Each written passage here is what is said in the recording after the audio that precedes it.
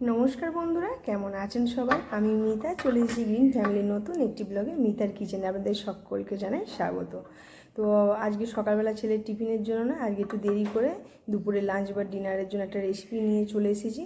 তো খুবই সিম্পল সাদামাটা আমার রেসিপি যদি কোনো অংশ ভিডিও যদি কোনো অংশ ভালো লেগে থাকে আপনারা আমাকে কমেন্ট করে অবশ্যই জানাবেন, একটা লাইক দিয়ে দেবেন। তো এখনও রান্নাঘরে যায়নি, বসে রয়েছে, একটু টিফিন করবো, সকালে টিফিনটা খেয়ে দিয়ে তারপরে রান্নাঘরে যাব। তো চলুন আপনারা সঙ্গে থেকে দেখতে থাকুন, আশা করছি নিশ্চয়ই ভালো লাগবে।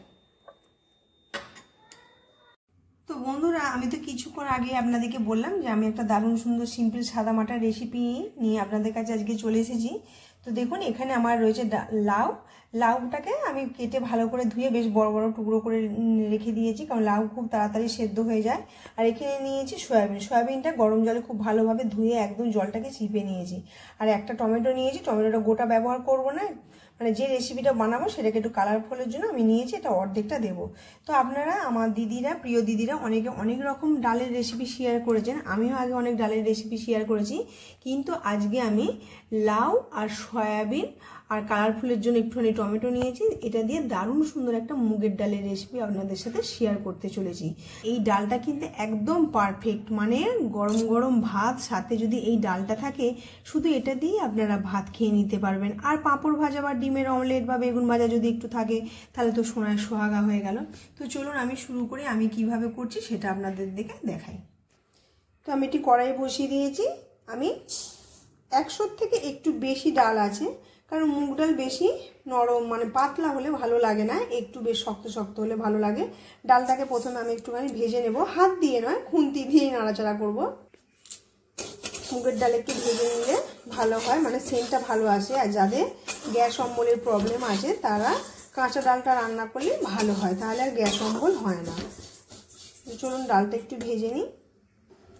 ডালটা প্রায় ভাজা হয়ে এসছে, আর এই ডালটার সাথে আমি লাউ আর সয়াবিনটা দিয়ে একটা সিটি দিয়ে আর বসিয়ে রেখে দেবো যতক্ষণে ওর মতন নিজের মতন করে ভাপটা প্রেসারে ফুলবে ততক্ষণ পর্যন্ত। কারণ আমি আগে যদি খুলে ফেলি মুগের ডালটা সিদ্ধ হবে না, বা বেশি সিদ্ধ করে ফেললেও ডালটা ভালো লাগবে না, তো সেই জন্য একটা সিটি দিয়ে আমি বসিয়ে রেখে দেবো।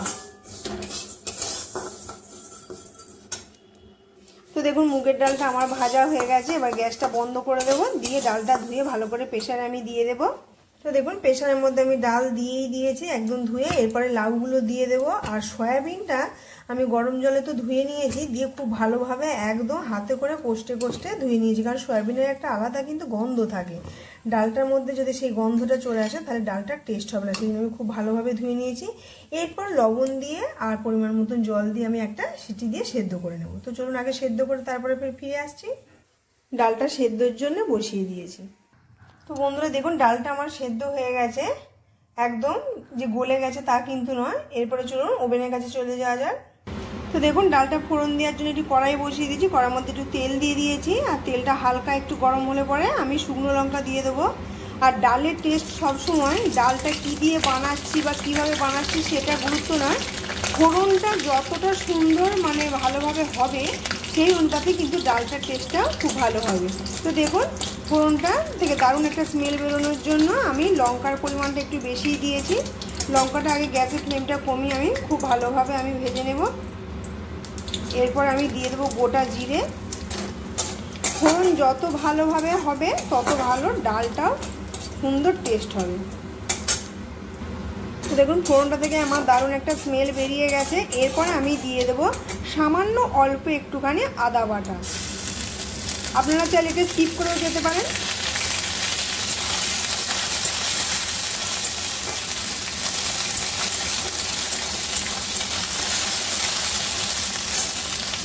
এরপর আগে থেকে সেদ্ধ করে রাখা ডালটা আমি ঢেলে নেব।